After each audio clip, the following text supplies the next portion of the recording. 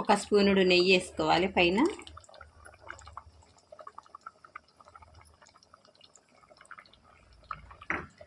మూత పెట్టి ఒక 5 నిమిషాలు ఉంటే అయిపోయినట్టేనండి. ఇప్పుడు మూత తీసి చూసుకోవాలండి. పర్ఫెక్ట్గా రెడీ అయిపోయిందండి. సులువుగా ఈజీగా టేస్టీగా దమ్ బిర్యానీ అండి. ఎంతో ఈజీగా నిమిషాల్లో ఇంట్లో చేసుకునే ఒక రెసిపీ అండి ఇది. ఇప్పుడు వడ్డించుకుందాము. అంతేనండి, రెడీ అయిపోయిందండి. ఇంకా వడ్డించుకునేది, ఇంకా హ్యాపీగా ఎంజాయ్ చేస్తూ తినేయటమేనండి. సులువుగా ఈజీగా టేస్టీగా దమ్ బిర్యానీ అండి. మీరు ట్రై చేసి ఎలా వచ్చిందో కామెంట్ చేయండి, లైక్ చేయండి, సబ్స్క్రైబ్ చేయండి. బాయ్ అండి.